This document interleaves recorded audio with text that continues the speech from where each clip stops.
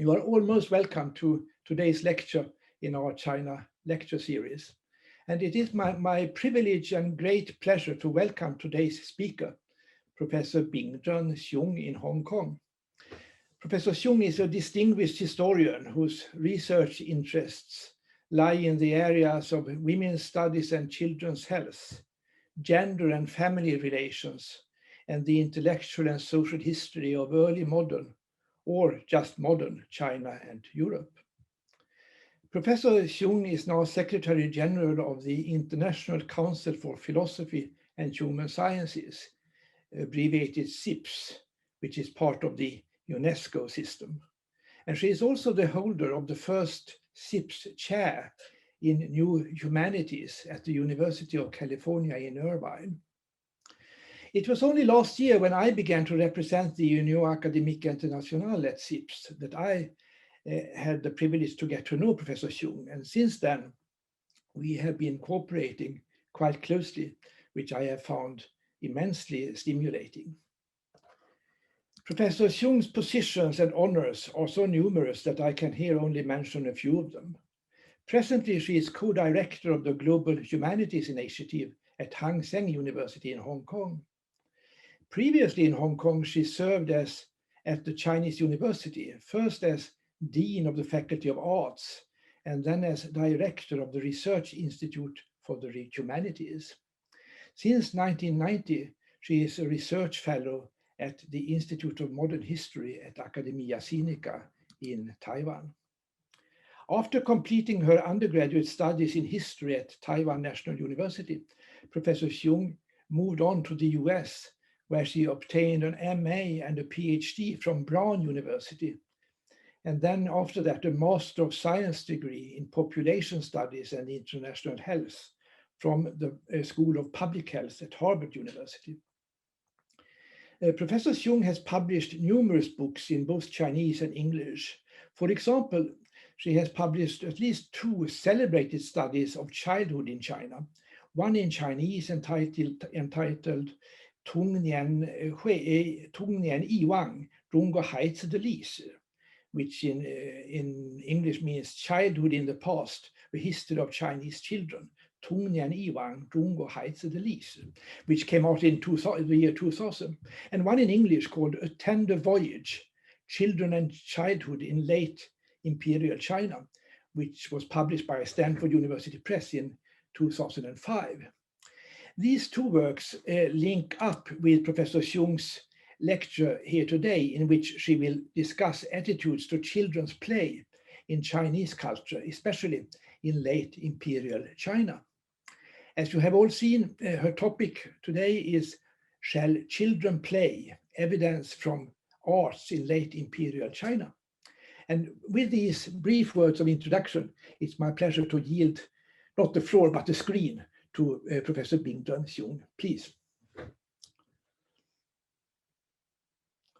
You are muted, Professor Xiong.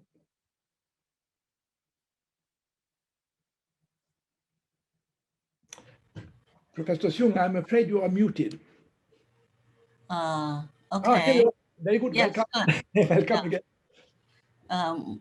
Thank you very much, Tobian, for your kind introduction. Let me now bring to the screen to share the PPT and bid you, our colleagues and friends of the Institute and the Center and elsewhere, good morning, good day, good afternoon. Thank you all for making time to attend this online presentation. I would like to begin by sharing with you a little story.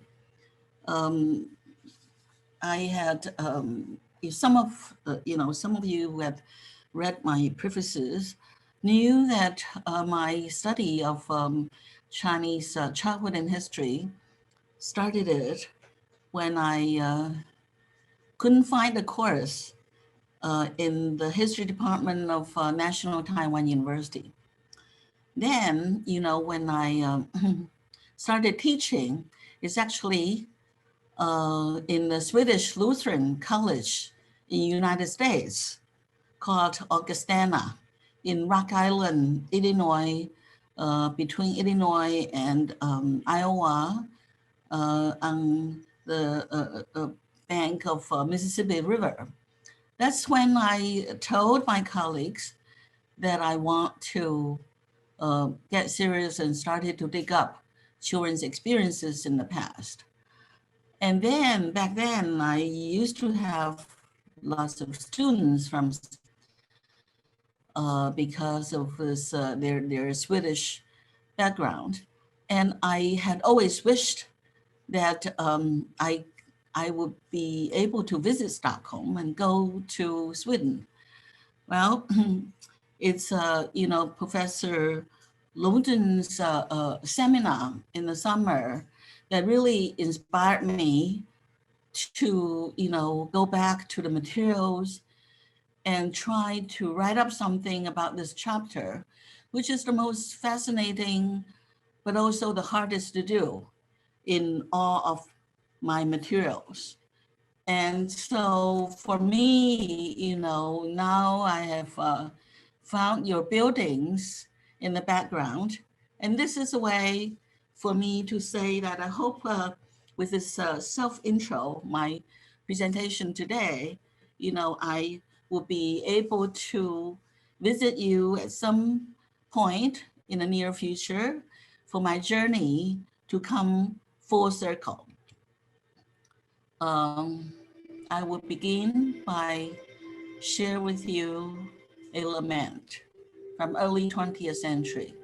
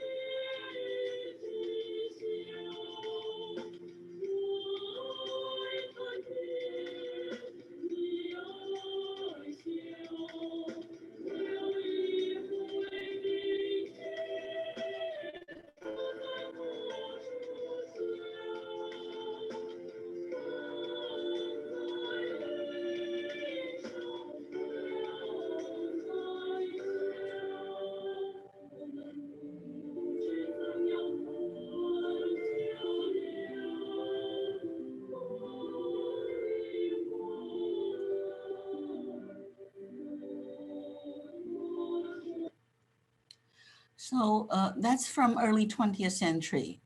Also, where many people in the whole wide world, because of the rapid change of things, begin to have both a stronger sense about the passing of time, nostalgia, and all of a sudden reminded them of the attraction of children, everybody's past in younger times, and started to ask the question about what should be life like for the young and for the rest.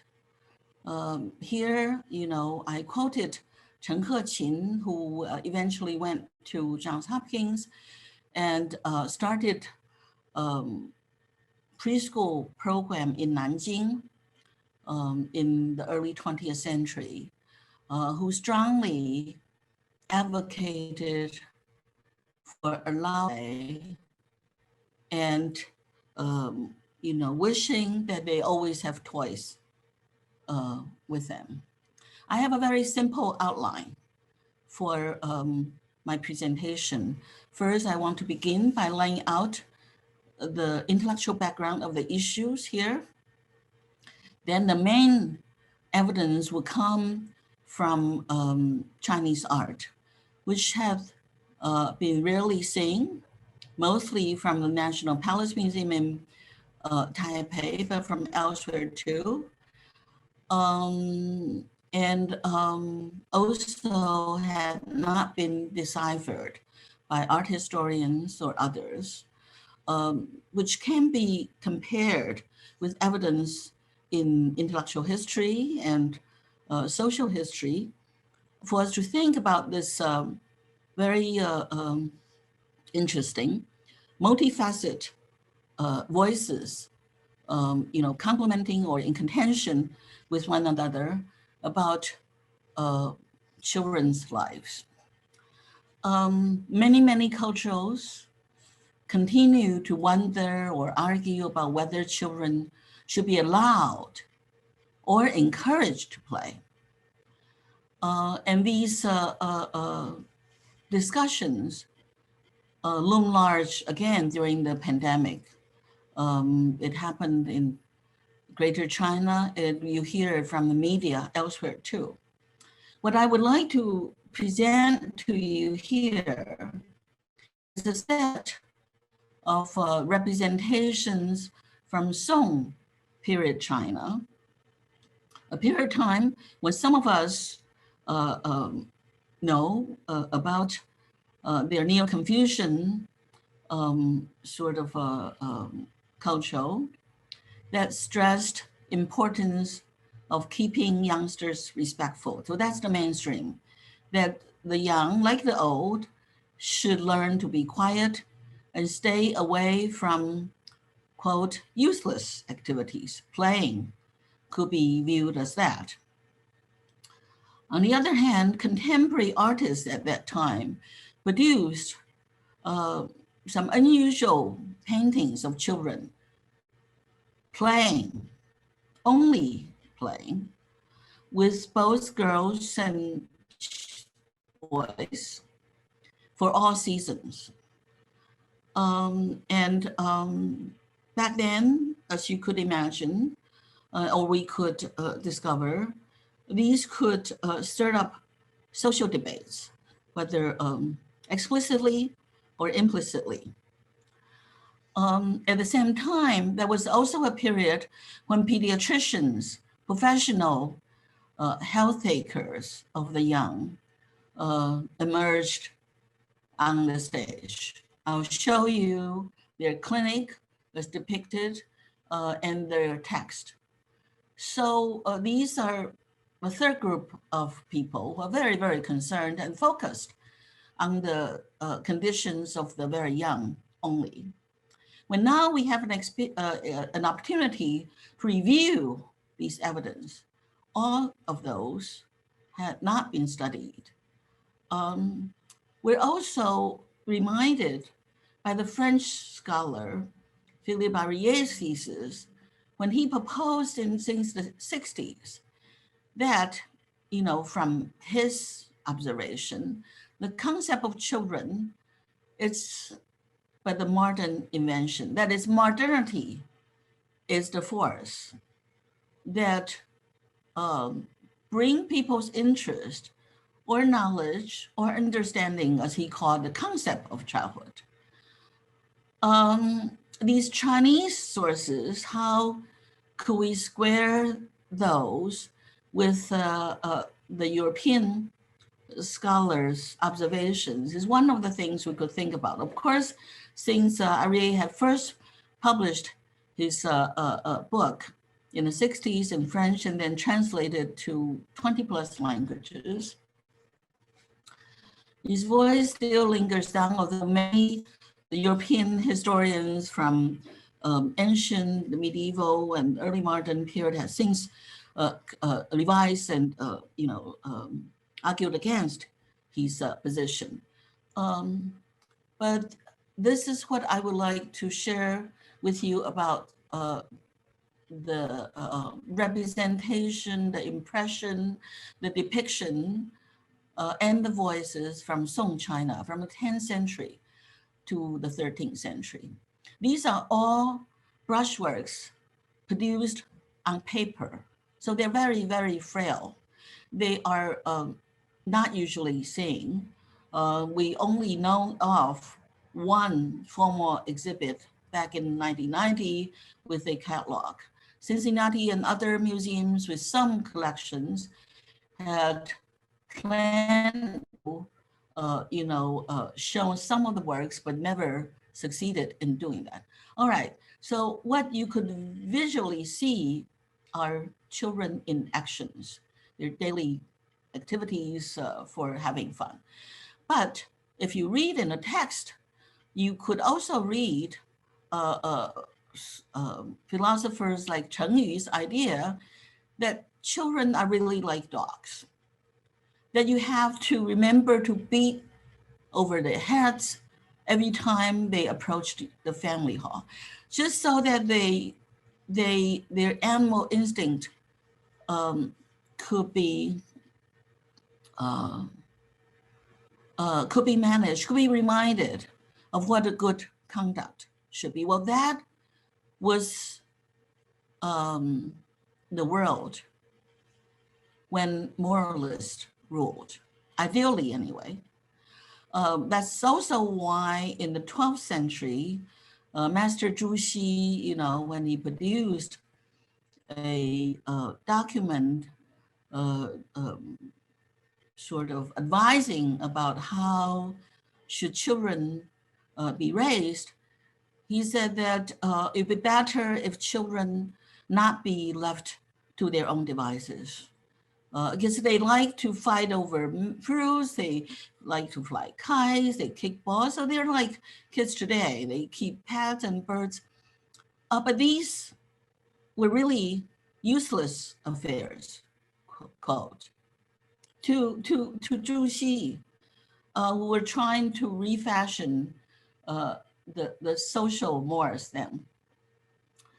So at the center of these crests are not merely questions about the nature of children, not even about the centrality of human need to play, which is also of core discussion nowadays. Huizinga used to try to persuade people that Homo sapiens, humans, are but Homo ludens, that people, that animals that would play, real animals play too. So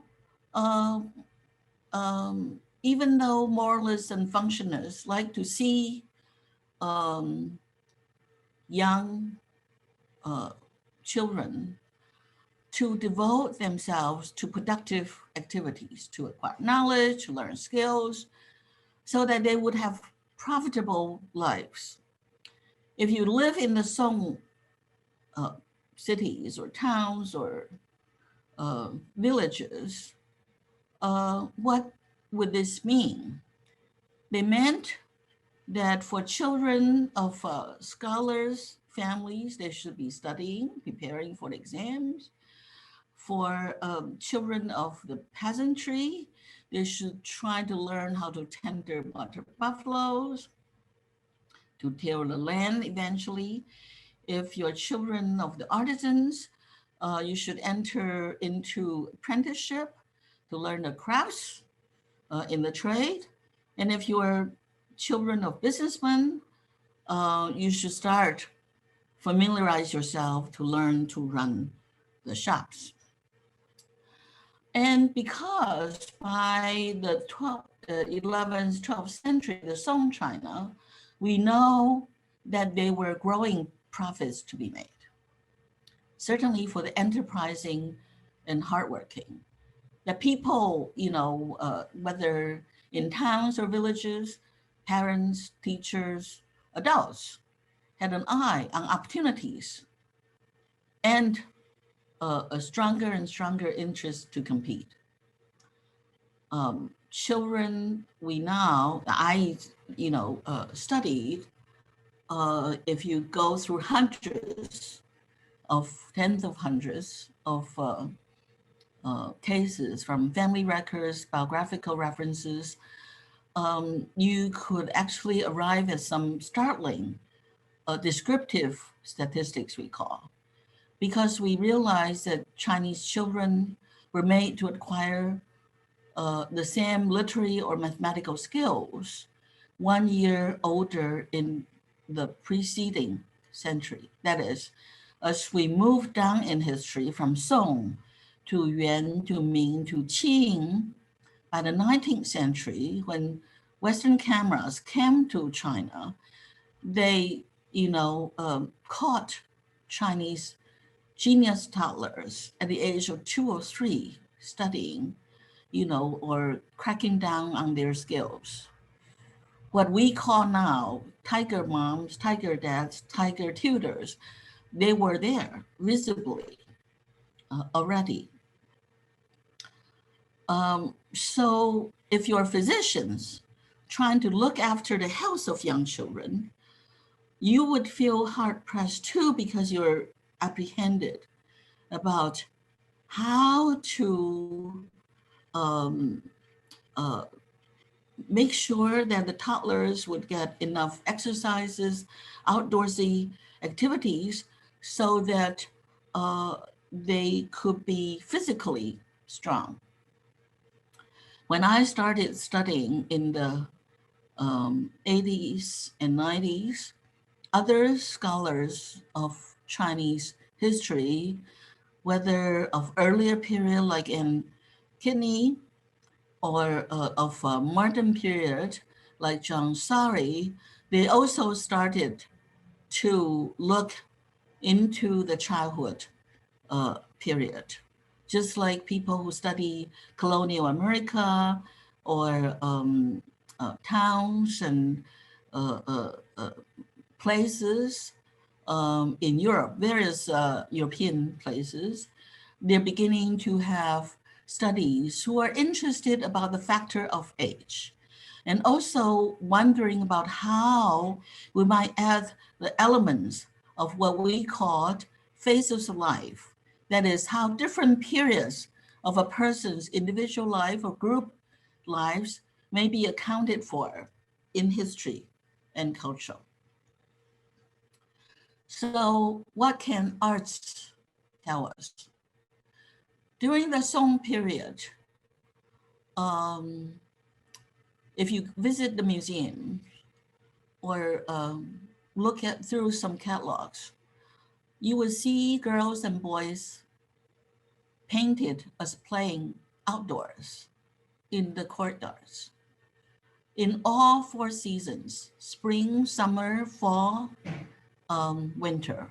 Although for the same set of these genre in arts, from the 12th to 13th centuries, maybe 2 out of a same set are still in existence today. So these artistic representations appear very striking because of their size, their detailed works, and the content. Although they also appear ironically natural, because they depicted children merrymaking, which seemed ordinary and instinctive enough.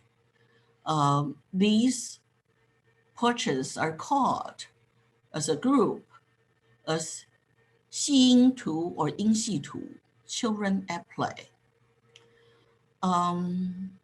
They're quite unusual, especially if you view them comparatively across world arts.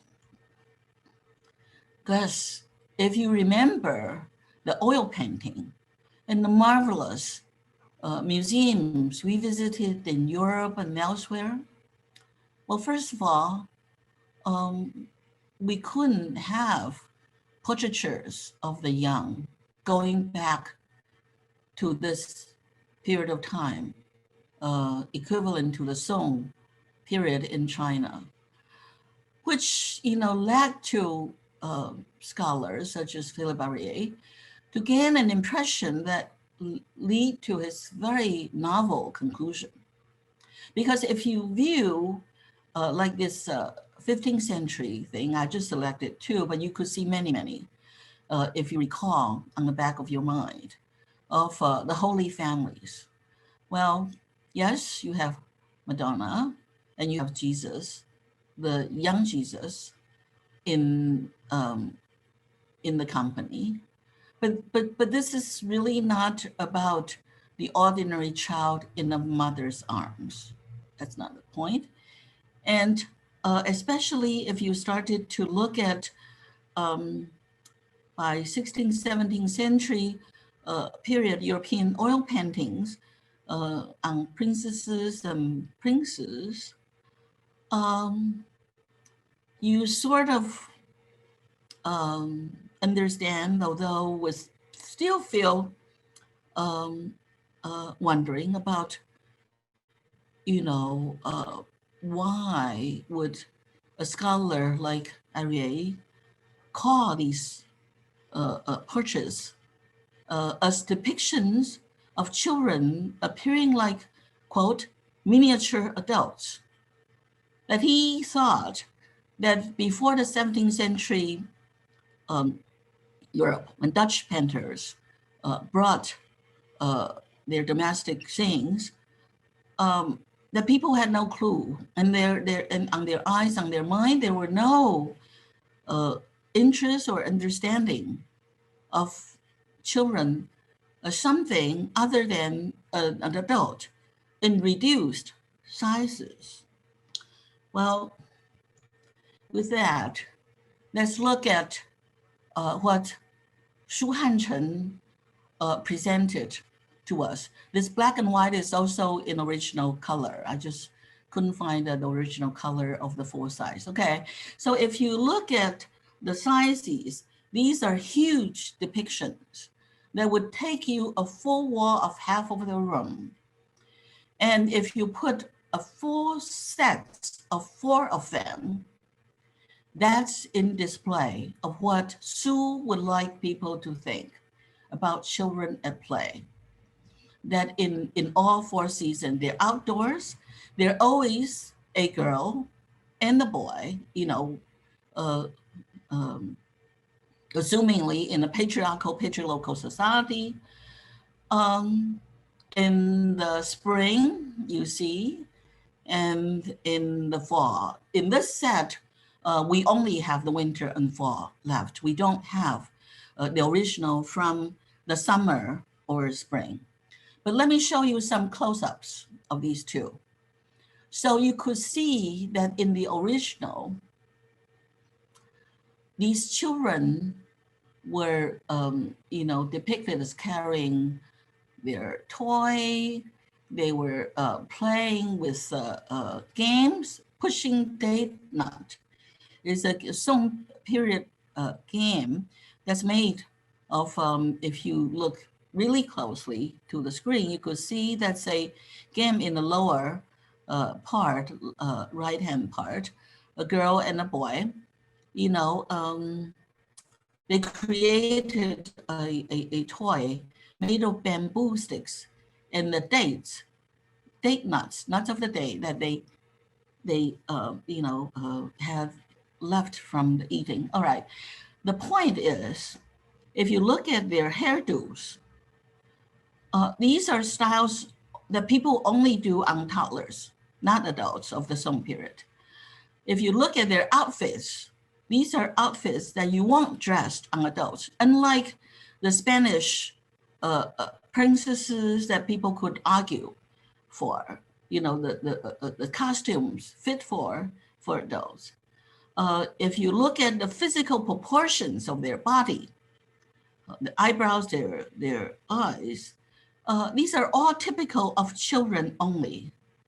And especially if you look at their activities, these were not activities of any adults would engage in their times. So it will be, people will be really, really hard pressed to view them as adults in reduced sizes. What would that mean? You know, a pair of girls and boys playing outdoors with no adults around. That's extremely unusual if you look across world arts. And people who painted them, they're professional painters, if you look at their biographies. Like Su Hanzhen, the one who painted the previous two or four children at play, well, he has a son, Su Zhuo, who, you know, also left with us with his artwork. Here's this artwork by Su Zhuo, the son, entitled Children Playing in the Dragon Boat Festival. Dragon Boat Festival, Topian could tell you, is coming in June. People still celebrate these, and children continue to carry toes or pomegranates and with these branches, because they have their seasonal activities. All right. So if you look at close into these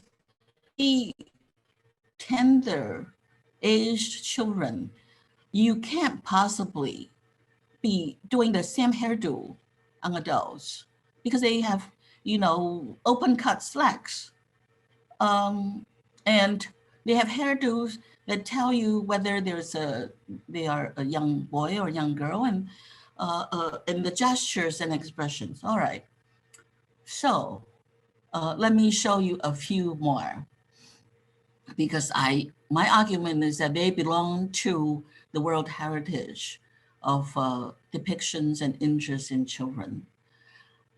So, on the upper right, we have a depiction of kids squatting, staring at bugs they have just caught in the urns. And if you study, or if you go to Shu Zhi, Wang Wanli, these people, Topian and others, are very familiar with their poetic creations. And they also documented about bug keeping, and in the fall, and they would go for cricket fighting. These are what children were doing, and the artist wanted to capture them and show them in huge sizes. And sometimes they show in the middle as youngsters picking dates, or in the lower right, they could be approaching a peddler when their mother will be, breastfeeding in the open air.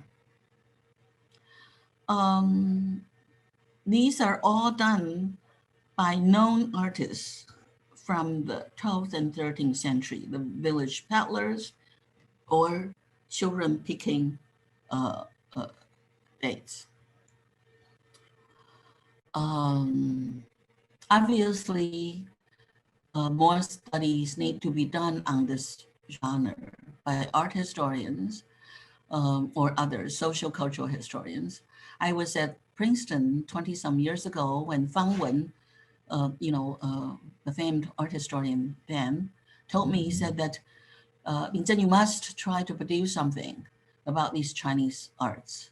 Because he said that, if we're going to wait for art historians to have all of the knowledge about how children, the very young, lived in the Song period and Yuan period, we would never have the opportunity to present children at play in front for everybody. It took me 20+ years to finally be able to share with you these preliminary discoveries. There are other things such as 100 children, 长春白子. Literally, this is a very long scroll. You know, at the bottom, you see me trying to show you from the beginning to the end. If you count it, they literally have 100 boys painting. These boys were engaged in all kinds of activities, kicking balls, making faces, dressing up with masks, and playing.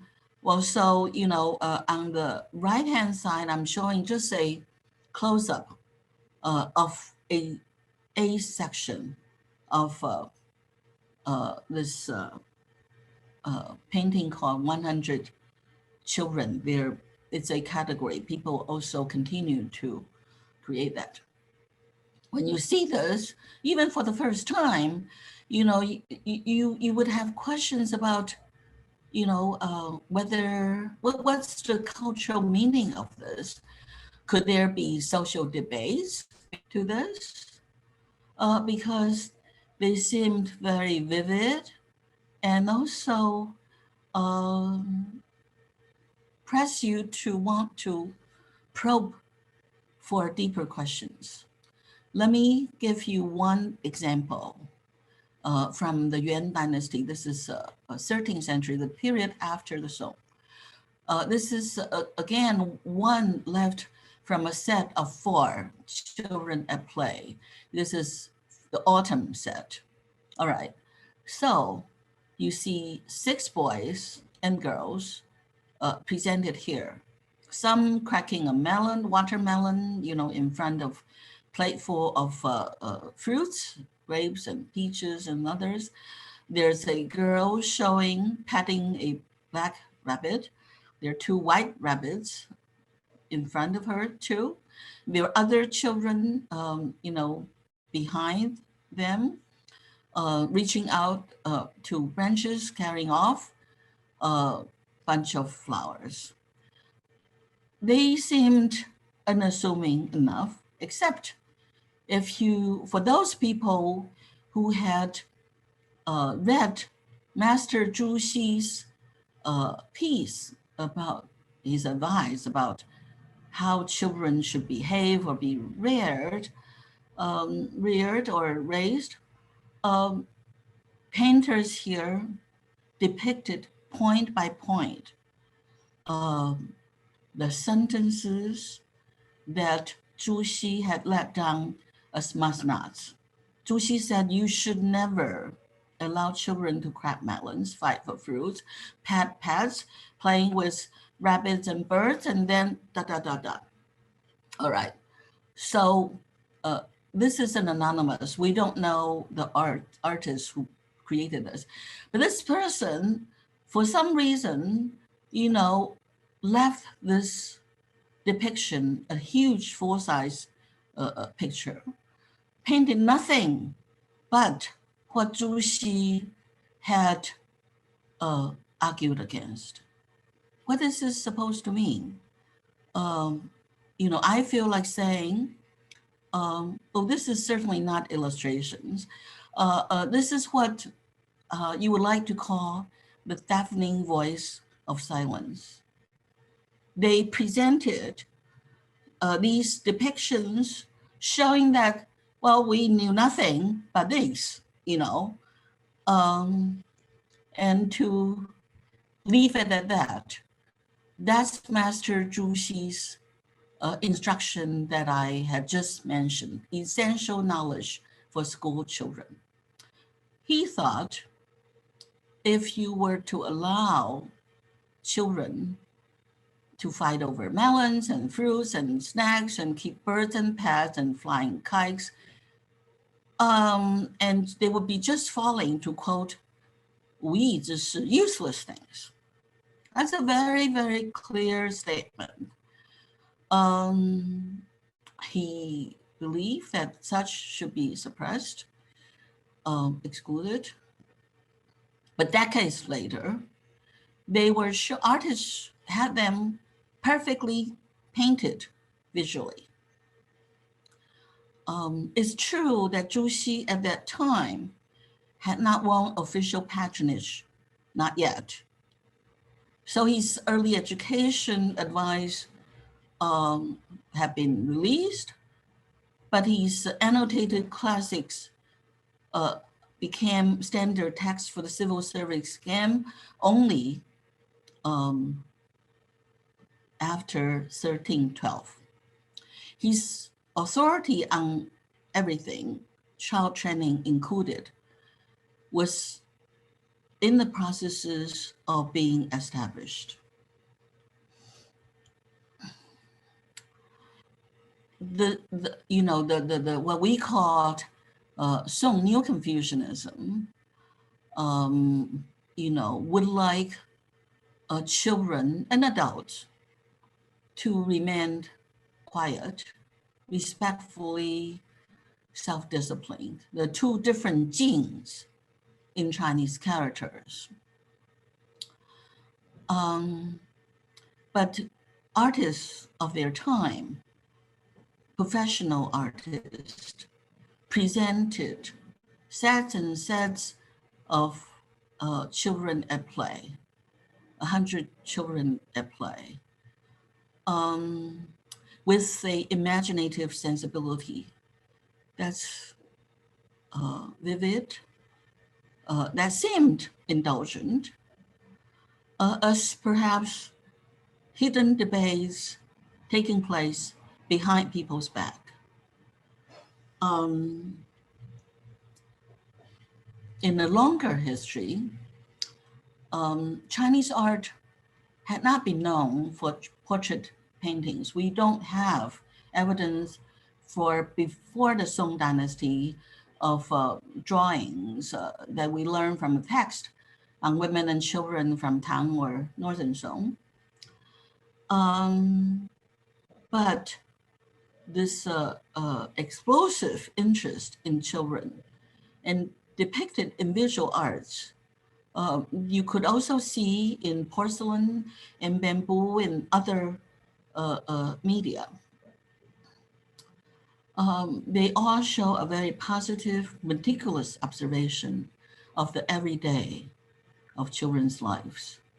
And their execution artistically, technically, convey their observations, whether by brushwork or other things. And they do carry some persuasion about the what they like to show people as the lives of the very young. Just like this one, I'm showing you on the right hand here about children bathing Buddha on Buddha's birthday in April.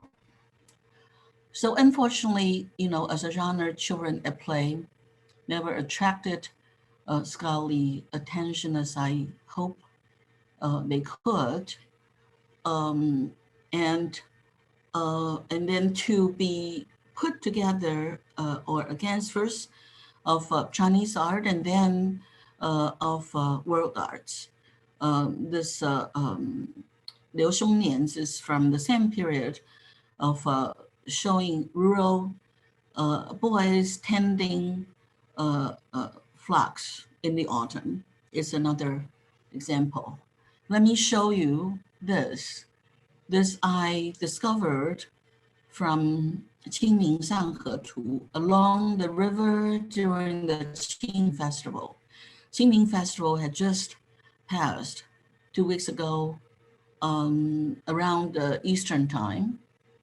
If you look very closely, you will recognize the characters say 小儿科 pediatric clinic. And this is a clinic that would look after the needs of the young.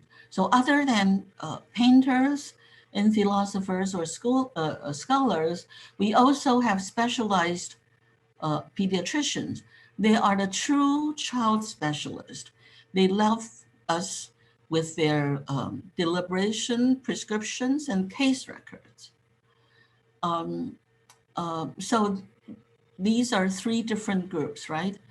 Behind them, they all have patronage and supporters and clientele and customers.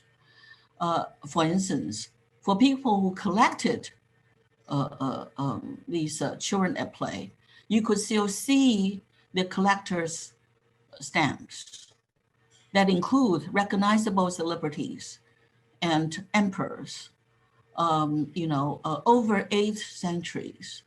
For these admirers, they treasure, because they make comments, wrote comments about the blissful things of healthy, plump children they view in their collections, especially with the aided retraction that these children were playing. That's the chemistry, children and playing. If you put them together for a long period of time, they represent auspicious life that appeal to this part of the cynic world. I want to add a note here that after the Ming Dynasty and during the Qing, this artistic form declined. I show on the left side here one Ming scroll. You see that children, the sizes are reduced. The very clear, brushwork and details is no longer visible. This is called 闲看儿童捉柳花. This is a depiction of a Tang verse in the Ming representation outside of a scholar's studio. I show also Qiuying. So this is Ming period of village scroll. Or the Qing period, Jin Tingbiao's children playing at school, 闹学图. So kids continue to be painted during festivities, and they're shown boisterous, and then at the popular art, you continue to see them survive as a genre, children that play, by New Year's paper prints. If you were to look at Yang Liuqing or Tao Hua Wu prints. What I want to add is that this is certainly a road of a multivocal society. Philosophy, there's the built-in hypothesis that children and childhood representing the beginning of human existence. So there's the Taoist and the Buddhist who would like to see a more sort of a naturalist approach. The more practical-minded Confucianist and legalist will want to emphasize training. The market economy that's growing rapidly because of short distance and long distance trade. This is with Southeast Asia or within China, gave people alluring opportunities, but also provoked anxieties. The moralist would want to try to refashion people's behaviors as they see things turning loose, and then ethics become fluid. Merrymaking, amidst all these commotion, carry a charm, but not without contention. So all these people, scholars, artists, or pediatricians, 钱乙, from the same 12th century, 11th century actually in his case, where I show here Cause, the father of not just Chinese pediatrician, but father of world pediatrics when I presented in the American Pediatric Association, with the value and the goal of saving lives. These people, they look at childhood from different angles, either as a state of humanity in the making, or conditions to be attended to, or cultural icons to be teased out and admired. For artists, they continue to want to draw and then try to persuade. try to celebrate. Pediatricians wanted to understand and serve. And the philosophers, scholars, elites, they want to influence. They all wanted to have a say about how the very young should appear or be groomed. They have different professional views, but they don't have to confront each other directly, even though they're operating in the same temporal space. These are the 5 books I have published before that prepared me to finally be able to view with you what these depictions of children at play might possibly imply. I started with looking at the hardest part, and that's the physical record from the physicians, pediatricians, and then look at the social life. My book at Stanford used the Chinese Buddhist term, 慈航, a tender voice, meaning that if we can't save children of our own, we might be able to save children of the others. So the larger social cultural reproduction, actually, it's behind, are operating behind, live through behind these representations by words, by service, or by depiction. The pediatricians who are busy, teaching people in the Song period about how to cut the umbilical cord, how to feed them, what, supplementary diet, how to control feverish diseases.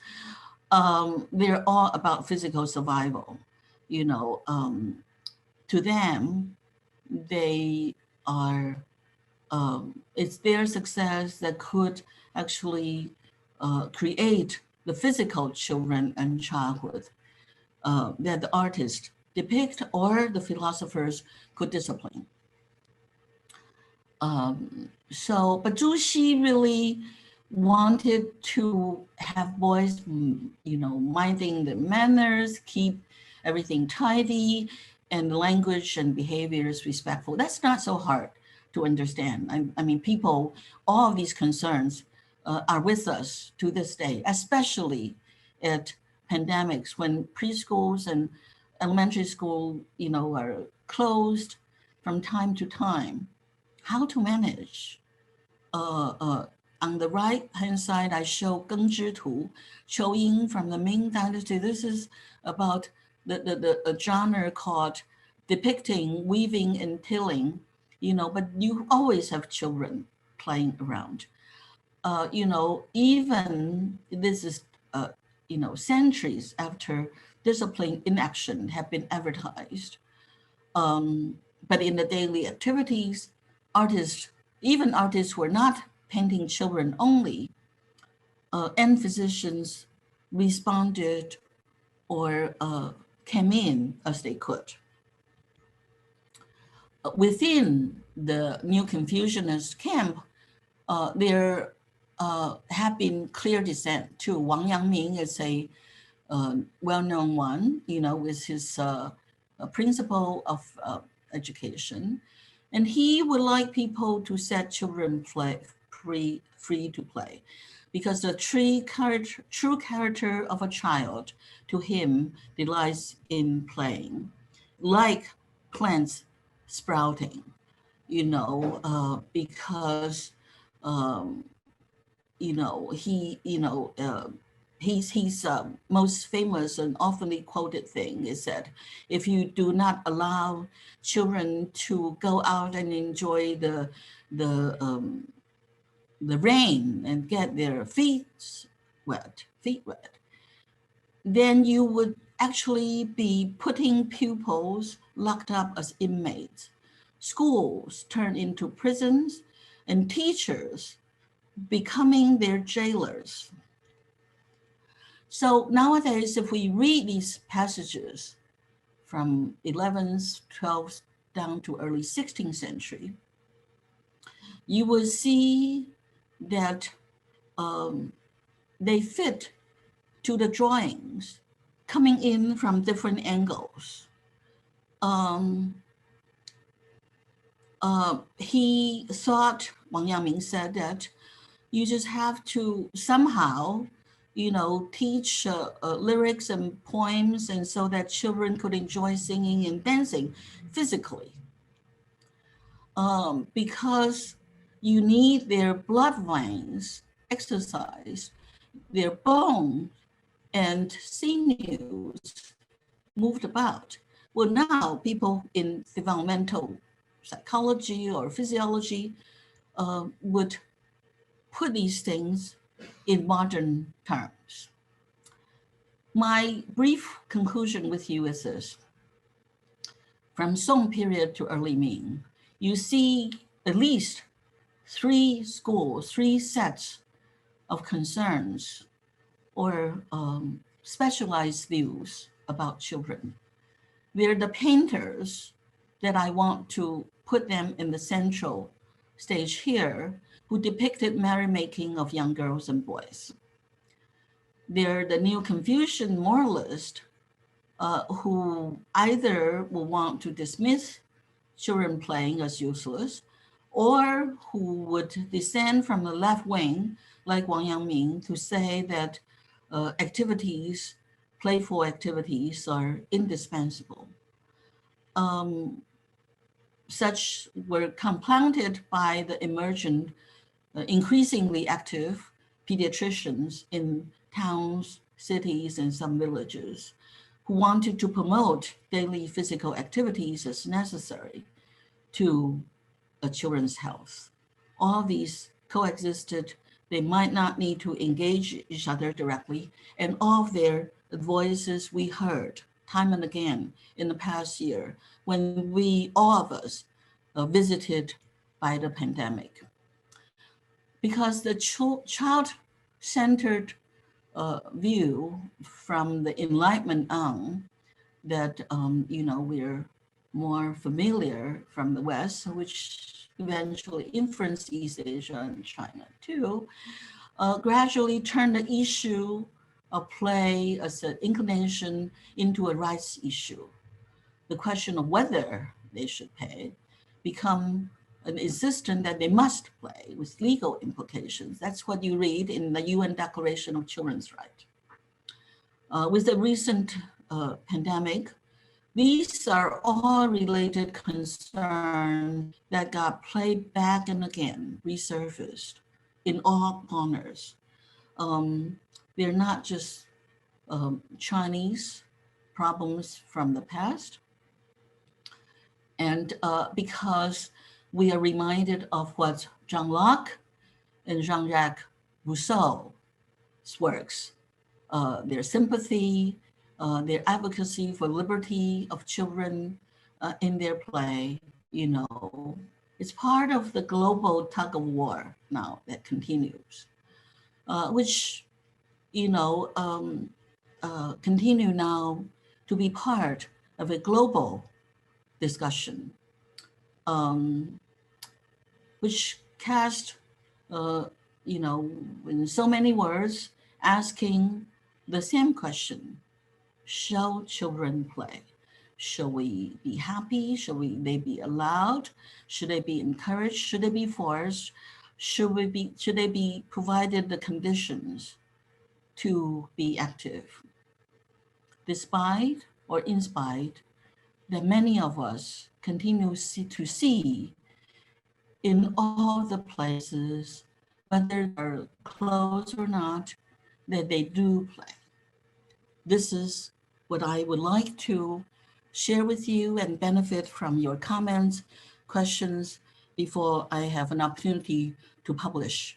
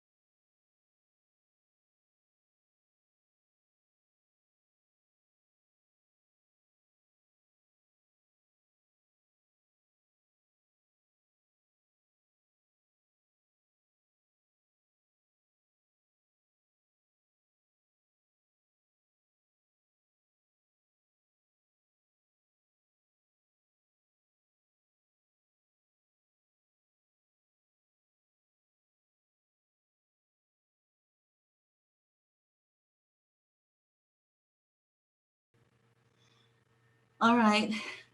Thank you very much for your attention. I look forward to hearing from you. Thank you very much, Bingdren, for a wonderful lecture, an eye-opener, a rare opportunity, and at the same time, an appetizer, I think. It's really great. By drawing attention to old paintings, Chinese paintings of children at play, paintings that have been largely neglected by historians, it seems to me that you fill an important gap in our understanding of Chinese social history.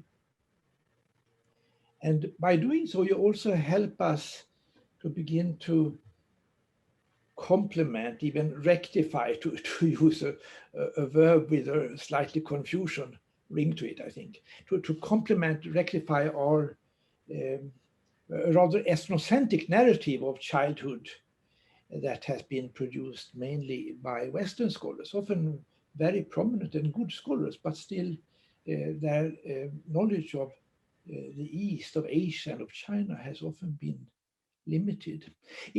I'm very ignorant about this. I'm totally ignorant, but still I dare say that it's very important to be reminded that diversity, I think your lecture really reminds us that diversity has always been a salient feature of Chinese culture and Chinese thought. The really existing, oppressive, constraining Confucianism may have been more or less dominant for certain periods of time, but there were also other, much more open and less constraining currents of thought and culture. In Bingdren's words, Chinese society was indeed a multivocal society. You use that word, I think, and I think it's a wonderful word to use in this context. We now open the screen for a few questions. So please write I say this to the attendees, please write your questions in the Q&A. If you, at the bottom of the screen, if you click, you will find Q&A and you can go in there and write your questions. But while doing so, may I raise a first question, risking to reveal my perhaps I should find it embarrassing ignorance.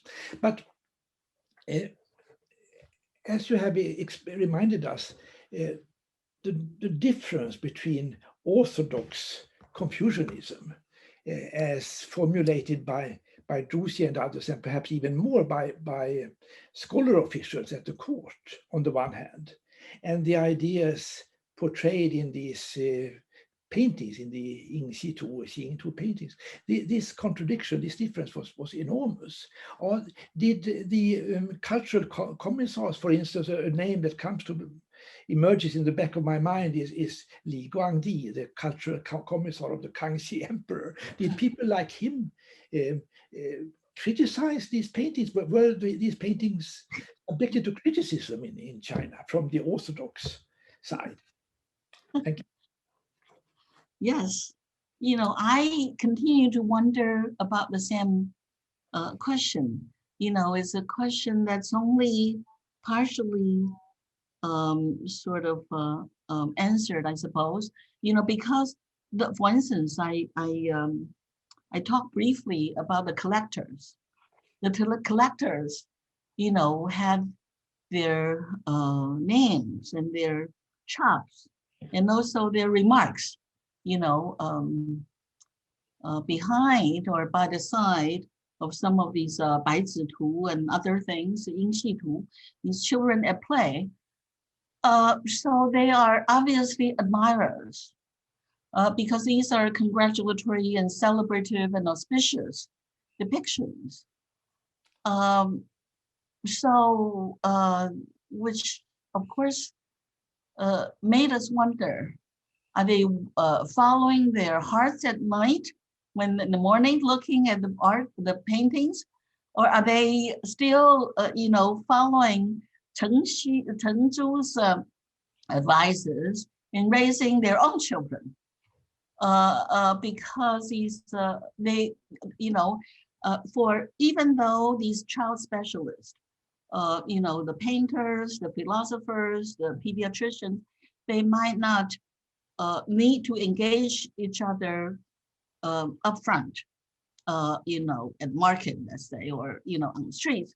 But their clienteles, the educated families in Song China, Ming China, we knew that they read the medical books, they're educated by the classics, and they collect these paintings.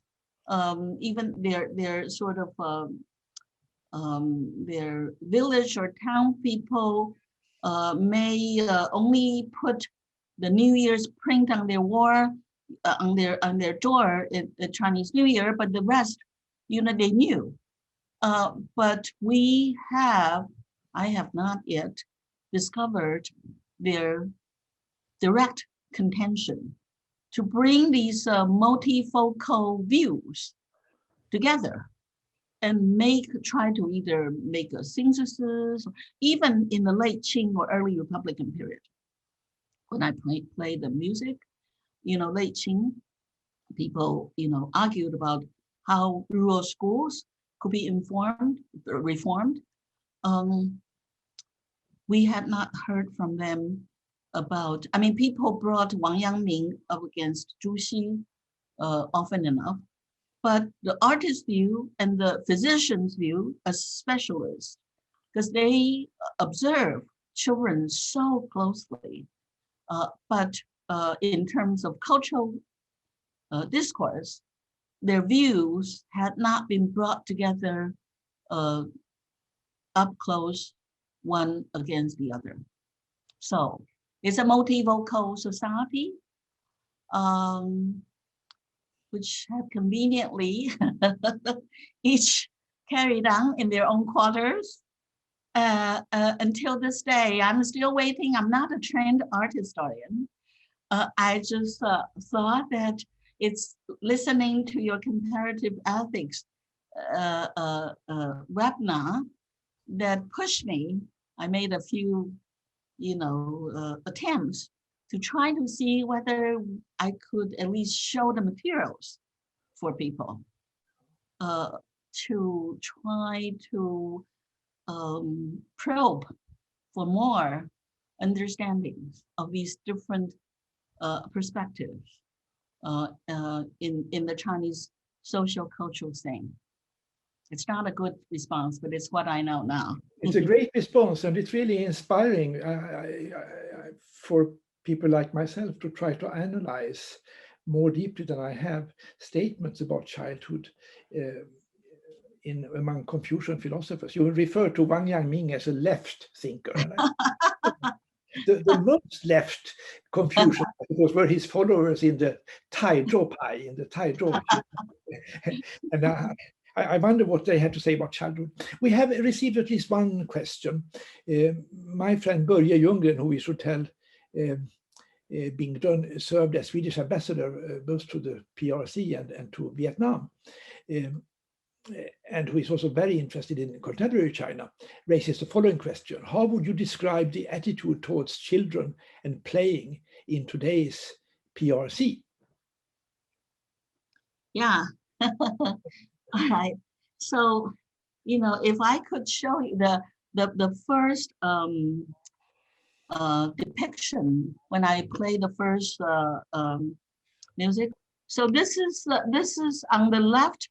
This is the artist's work of Yin Shitu, Children at Play from Contemporary China. This is 2005. Shanghai had a special exhibit of contemporary artists' work of Yin Shitu, Children at Play. It showed that people, not only people continue to have an interest, but artists carry on, updated the content of contemporary children at play. The thrust is still there. So what can we say about children at play? First of all, I think it continued in different variation, different themes from the high classical baseline. Second of all, I do appreciate this question, because I've said in my paper, this is not only about China as we know it today, within its border, the PRC.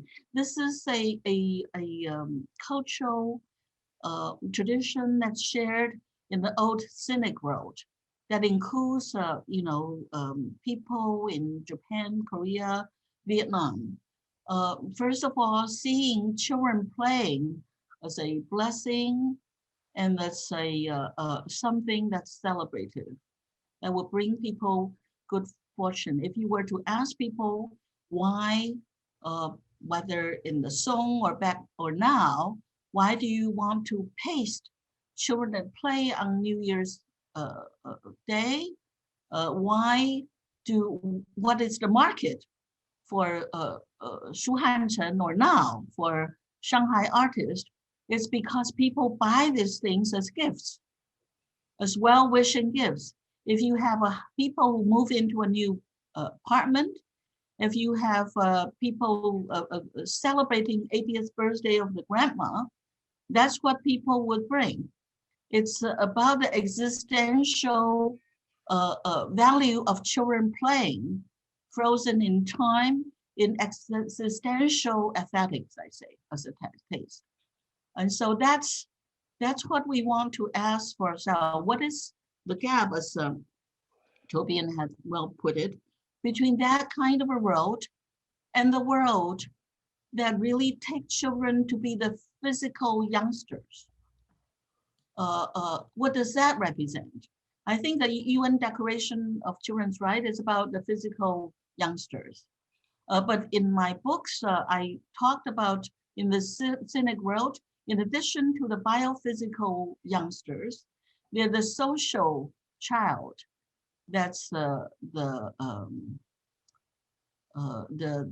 junior as opposed to the senior, and also the aesthetic existential childhood that we see in Western art too. The cartoons, if you see Snoopy, was forever young, and so all these different layers of the different implications of being useful and young and innocent and joyful and bold, jumping around. I actually, in the pandemic, I see this kind of debate surfacing time and again about, what would be the kind of forces that would be included that would, encourage people to carry on, and that would attract people to be looking forward to in the world that people will want to survive into becoming.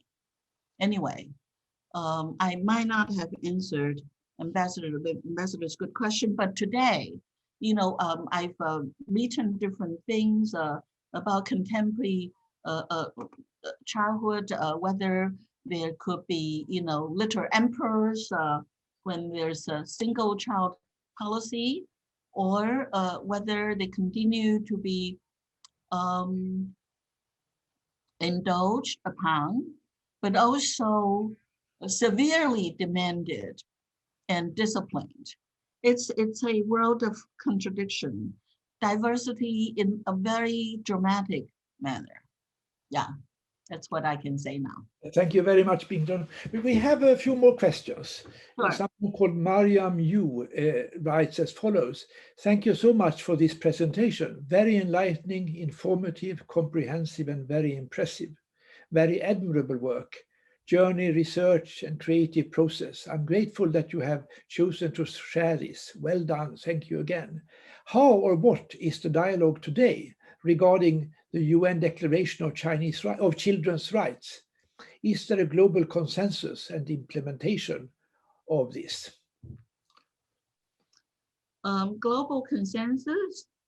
On the UN Declaration of Children's Rights. That's right. UN Declaration of Children's Rights from 58 or later versions could hope or assume it's the consensus. But to me, what I would hope would be like what Tobian's comparative ethics, webinar in the last year and this year could broaden it to be, is that we complicate it, we bring in other voices, and then we try to reopen the discussion. I think that this pandemic would beg us to do that too, to open up some of the assumed consensus, because they really need to be stretched and enriched and diversified before it can be taken to be a conclusion arrived at as a global consensus. That's my position now. Thank you. Guo Xiaowei Guo asks as follows. I recently read a picture book based on the Chinese writer Lu Xun's essay on the kite. In it, he remorse over his despise and disapproval of the enthusiasm of the kite of his playmate in childhood. It was not until Lu Xun became an adult and influenced by Western thoughts on education that he realized playing as part of children's rights. We see from it, even in Republican China, there is a debate on whether children should play. There must be a more reversed attitude on this issue in the culture of Imperial China. How do you explain the discrepancy between the Confucius philosophy and the artwork depicting children at play? Thank you. Guo Xiaowei, for your comments and question. Yes, I think for Lu Xun or Feng Zikai, I included some Feng Zikai's paintings. They have been influenced, whether it's about flying kite or other things, about playing, first with their context of post-Meiji Japan, a touch of modernity and other things, which remind them, I think, got them back in touch with something that they had remembered earlier on in their own lives. In Republican period, you do have a more diverse and messier picture as those music tune I played to you. These musicians and lyricists, they are also, bringing something which I didn't have time to comment on. But how do we account for the discrepancy? I don't feel as if we can ably account for the discrepancy now. I don't know that we want to or we need to, patch things up and to fill in all of the discrepancies. These discrepancies at this moment, to me, could be valuable voices, just like the discrepancies back from the 11th to the 13th century. They are so valuably preserved, whether it's art or medical records or philosophical debates, because I'm not sure that we want a consistent or some sort of perspective that's insisted upon us, because it's integrated and it's a sort of overall representation of the view of children. Like, when Philippe Ariès was he was not looking for diversity of even the French or the European people's view about childhood. He was looking for a singular concept and attitude of children of the European tradition. He didn't caption it about Europe. He just said that people, so people everywhere. He was looking for an outstanding concept of children. I started up slightly later, and I had interest looking for something else, and also my materials would allow me to go for a singular representation of views on children and childhood in China. Thank you. Thank you. Now I would like to read out to you a comment by Professor Luisa Migliorati, a friend and colleague of Bing Jones and myself from SIPS, and in my case, the Union Académique Internationale. Luisa writes as follows: listening to your speech, I was considering that nowadays we assist to another way to prevent children from playing, that is, push them to grow up before their time. And then the second comment, the iconographical documents were very impressive.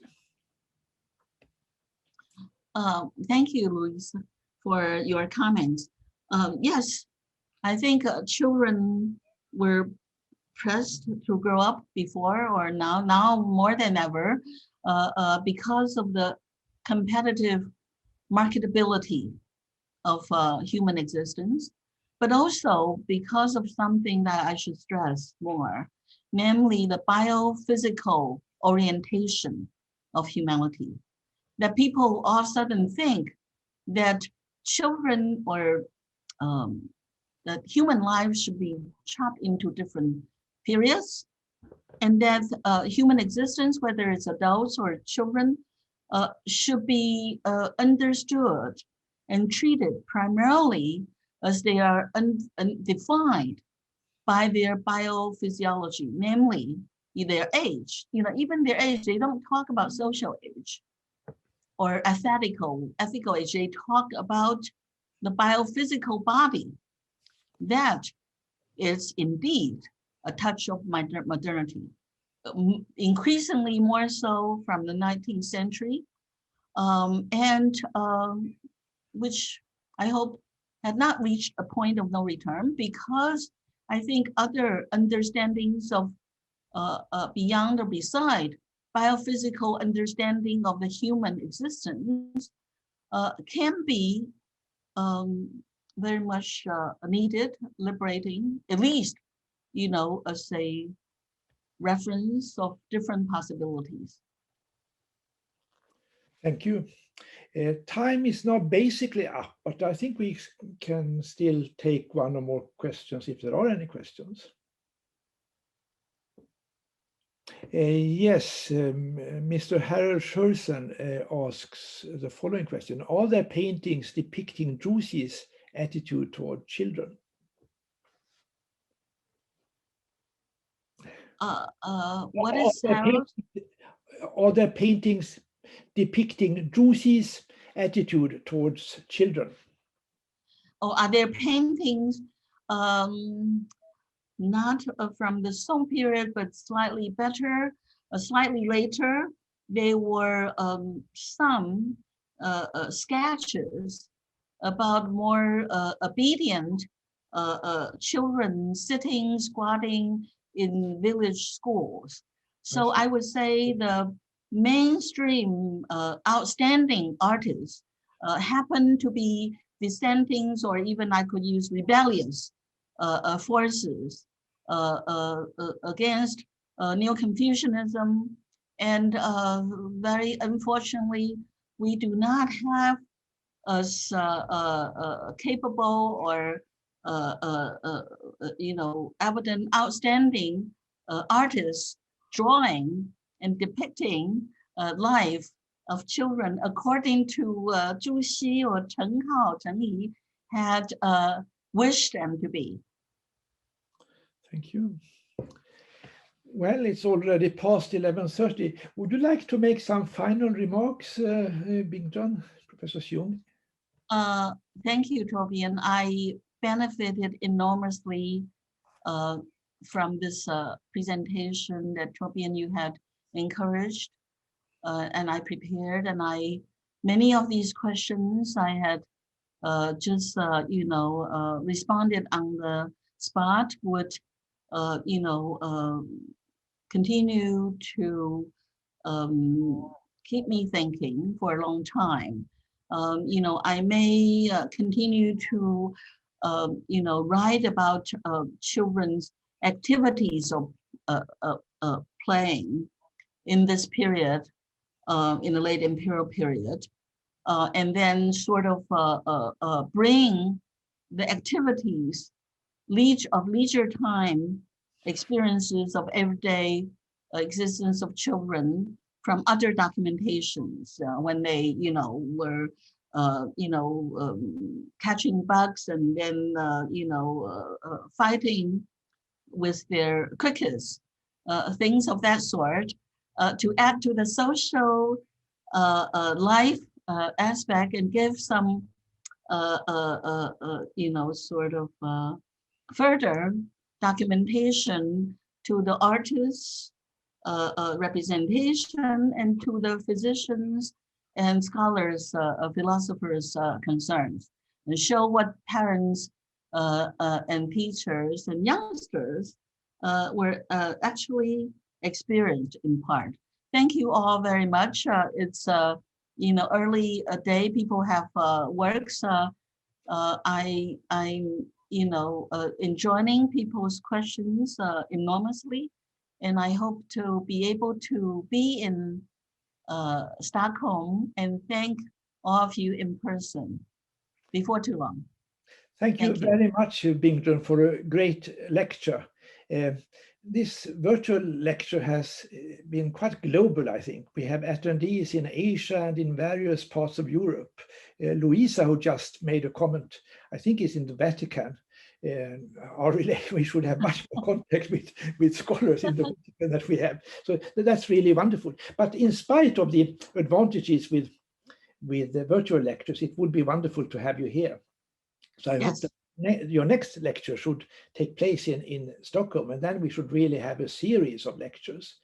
Yes. I also very much hope that you will allow us to download this lecture, so that we can make it available to perhaps especially social historians, but also art historians, who I think have very much to learn from it. Yes, that would be very good. If you help to download my PPT and the voice to the YouTube, and then just with a captioned asking for not direct citation until I got to publish this article. That would be very good. I could continue to benefit, and you could enclose my email, and I would welcome comments and I would respond. Very good. For me, I think there was so much that was interesting about the lecture, but the most interesting aspect is that it reminded me of the diversity of traditional Chinese culture. That traditional China was really a multi-vocal society. Not least for those of us, I am sure that many attendees are very interested in contemporary China and also rather concerned about the situation in contemporary China. And one feature, of course, of contemporary China is that political leaders identify largely with traditional Chinese culture. They go back to Confucius and Chinese tradition. But I think as observers and as friends of China, it's very important to remind ourselves that Chinese tradition was indeed very diverse, and that we mustn't equate true Chinese tradition with various images of contemporary China projected by politicians and civil servants of cadres.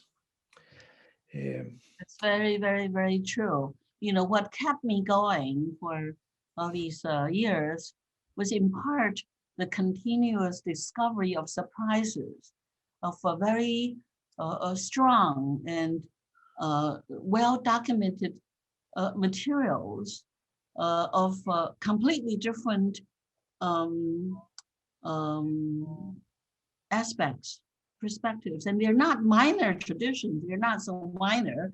They're very, very important and influential. And so I completely agree with you that regimes or formal institutions tend, unfortunately, to identify with what we see as the more limiting understanding of a traditional culture, heritage. It could be, it's not singular, it's lively, exactly because it's diversified, and it has its, vivid existence, and with the comparative ethics and other things, I hope, your institute, your center, and SHIPS and others, we could try to port this back as different streams of now becoming a world discourse, yes, not just of a regional, national tradition, especially now that we're confronted with a global challenge. We need inputs from different corners, even of the same, what assumed to be familiar traditions. They need to be diversified, and they need to bring in some of the last used materials, primary sources that would unleash things that could bring us happy surprises, I hope. Wonderful words. We should come to a close now, but while talking, we have had two comments that I want to read to you, and sure, then after we will finish. Richard Lee writes as follows: there is the Chinese saying, hardworking is rewarding and playing is useless. In your womb, xi wei. How does this perception affect Chinese children of the past and present?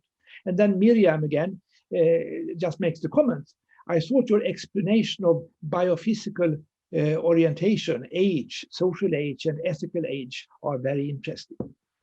Thank you. Do you have any comment about that? Thank you, Chao-Yin. I think with that she, we, you just echoed and sort of try to lift it up Chengdu School a bit, which I do not oppose. Thank you very much for joining us. We should try to bring a multifocal cast to the SHIPS Academy to come with Tobian's effort of enhancing comparative ethics. Yes, definitely physical understanding of human existence should be pointed out and make it conscious that people ought to be aware. That's what's been said as the unspoken modern assumption of humanity, that very occasionally we can try to unpack it and pick it apart. So let this be our final words. Thank you so much again, Professor Bing. Yes. Yeah, and thank you very much. Attendees, and thank you for your questions and interventions. See you soon. Stay well, everybody. Play more, enjoy life until we see each other in different corners, including Stockholm. Thank you very much. Thank you. Goodbye, everyone.